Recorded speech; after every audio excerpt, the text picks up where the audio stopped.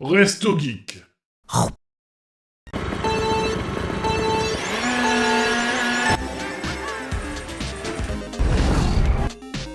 On a vraiment la belle vie, petit frère. Finish!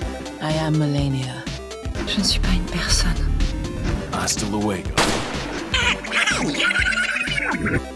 Et maintenant, votre émission jeux vidéo, Burger Games. Je te laisse enchaîner, Sonata, sur les jeux Mickey. Ouais, pas du tout la même ambiance. Du coup, on passe de Yakuza à la série Mickey Illusion.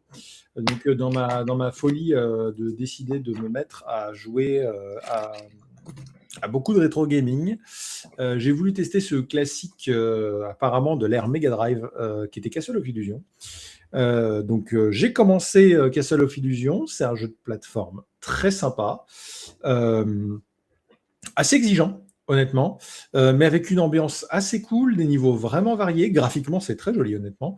Une mécanique simple qui consiste à avoir un Mickey qui saute. Et lorsque vous faites bas, en fait, il peut faire une charge au sol et toucher ses adversaires. Alors, ils l'ont enlevé après parce que du coup, c'est vrai qu'au final, vous finissez la majorité du temps à le faire. Il n'y a pas vraiment d'intérêt à ne pas sauter sur certains ennemis de cette manière-là. Par contre, les situations sont vraiment variées. C'est un jeu à l'ancienne, c'est-à-dire que vraiment, ça passe du c'est sympa, on découvre à au secours par pitié maman, sauve-moi de cet enfer. J'y ai joué à celui-là, je t'avais dit, du coup, avec mes potes, quand j'étais gosse. Il est bien ce jeu. Par contre, dans la catégorie bien, difficile, il est dur, mais honnêtement, il n'est pas infaisable. C'est-à-dire que là où, honnêtement, je pense qu'en peut-être 2-3 heures, je l'aurais fini en ligne droite. Il m'en a peut-être fallu 5 en comptant le décès. Excusez-moi. C'est vrai. Donc, voilà, le boss final est une purge. Honnêtement, le boss final est une pomme parce qu'on voyait une pomme dégringoler sur Mickey. Non, le boss final est une purge. J'ai craqué sur les save states à la fin parce qu'honnêtement, j'en ai plein le cul de crever. Voilà. Mais du coup, c'est un bon jeu qui a commencé une bonne série. Et donc, après avoir fait Castle of Illusion, je me suis dit, bon bah, j'ai fait Castle of Illusion, et il y en a d'autres, faisons la suite. Du coup, sur Mega Drive, ils ont sorti un 2, qui est World of Illusion, qui est vachement plus beau. Genre vraiment, il est vraiment beau ce jeu. Et puis c'est sympa, il y a 2 personnages. Alors les personnages ne changent rien du tout, mais j'étais content de pas jouer Mickey, j'étais content de jouer Donald pendant toute ma game. On peut jouer Donald, alors, okay. C'est marrant parce qu'on croirait que c'est le même univers, etc. Alors le scénario de Castle of Illusion, c'est en gros Minnie se fait kidnapper par une sorcière qui s'appelle Miserable. Là, c'est pas du tout la même chose. C'est Mickey et Donald décident de devenir magiciens. Et puis en faisant un tour, ils se retrouvent dans un monde magique. Voilà. Ouais, bon, on n'est pas là pour ça. Ouais, alors ce qui est justement, il y a un petit côté fantasia. Alors ce qui est cool, c'est que certains niveaux sont clairement inspirés de certains films Disney, notamment un niveau qui est inspiré complètement d'Alice au Pays des Merveilles. Du coup, les 2 nouveautés, enfin la grosse nouveauté, c'est que on n'a plus la capacité de alors on peut toujours sauter sur les ennemis, mais c'est plutôt rare. En fait, maintenant, Mickey et Donald ont tous les deux une attaque avec une cape de magicien. Hein. C'est ce qu'on voit à l'écran. Du coup, ils peuvent attaquer au corps à corps. Honnêtement, sincèrement, ça rend le jeu beaucoup plus chiant. C'est-à-dire que c'est beaucoup plus beau, mais en fait, ce fait de pouvoir attaquer au corps à corps, bah, c'est pas très intéressant. Par contre, les situations sont toujours aussi variées. Il y a la possibilité de lancer. Alors, les sortilèges se lancent tout seuls, mais à certains moments, ils lancent des sortilèges pour avancer. Du coup, on se retrouve tantôt dans un niveau aquatique, tantôt dans un truc plus aérien, avec des situations un peu variées. Nos personnages ont beaucoup plus de PV que dans Castle of Illusion. Du coup, c'est un peu plus permissif. J'ai trouvé le jeu vraiment beaucoup moins dur. Les boss sont bien tendus, mais le jeu est quand même beaucoup moins dur.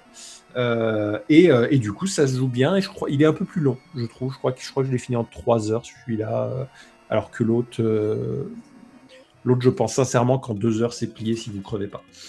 Donc voilà. Ah bah, là, tiens, par exemple, là, il y a littéralement un des boss, c'est Madame Mime de Merlin, l'enchanteur. D'accord. Bon. Voilà, donc c'est inspiré de plusieurs univers Disney. Il y a des personnages de Disney, des références à Disney. Voilà, je vais passer un bon moment, mais honnêtement, j'ai largement préféré Castle of Illusion.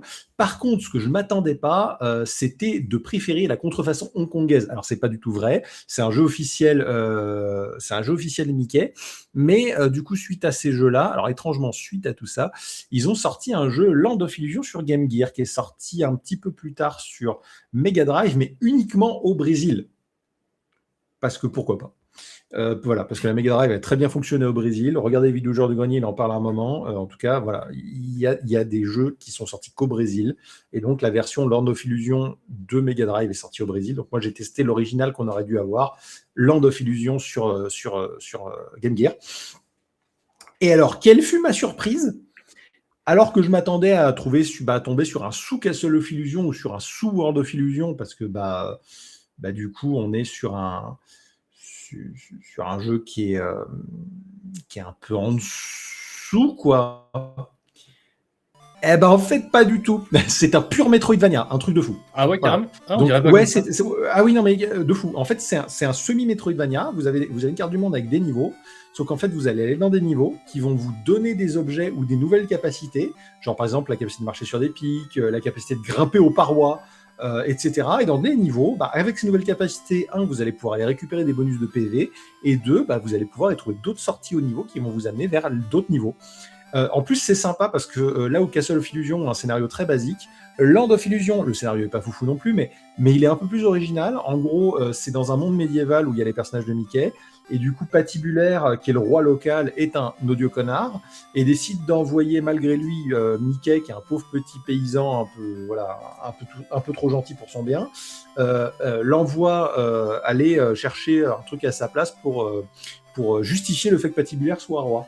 Et donc, il va aller dans les royaumes de différents personnages, donc le royaume de Donald, le royaume de Dingo et tout le bordel, pour aller sauver tout ça. Il va rencontrer une princesse, bien entendu, c'est Minnie, tout ça. Et en fait, il y a un mini-scénario, c'est littéralement le jeu le plus scénarisé des trois. Donc, il y a un mini-scénario qui est tout mignon à suivre. Et à la fin, du coup, on va affronter le méchant Patibulaire et dans un putain de Metroidvania. Alors, par contre, c'est un Metroidvania. Le jeu, il m'a mis bien un bon plus de 2 heures, et je crois que la Game Gear, elle n'est pas capable de tenir autant la charge. Donc, je sais pas si les gens ont réussi à le finir, ce jeu. Mais du coup, il n'y a pas de sauvegarde, 0 sauvegarde. Ah oui. Donc honnêtement, c'est un coup, talent, par contre, honnêtement, c'est un coup à hurler à la mort et à vouloir fracasser sa console par terre, je pense. Voilà, donc là, moi, du coup, j'avoue, entre les niveaux, j'utilisais les save states parce que flemme de recommencer ma partie. Mais au final, je l'ai fait d'une traite. Le jeu est, encore une fois, comme les autres, exigeant. Par contre, peut-être celui-là, c'est le plus fair de tous. Exigeant, mais pas forcément très dur. Sauf un boss qui a été une véritable purge, et j'ai carrément dû aller regarder sur Internet comment le battre, parce qu'au bout d'un moment, je m'en mordais les doigts, j'en ai pas le dos. Voilà, donc honnêtement, vous aimez les jeux de plateforme, vous aimez le rétro gaming, ces jeux méritent leur statut d'icône du jeu vidéo des années 80, voilà, parce qu'en fait c'est juste des bons jeux. Et du coup c'est vrai que les jeux Mickey sont souvent très bons. Alors, en tout cas, 3 sur 3 quoi, sur ce test-là. C'est bon pour la série Illusion.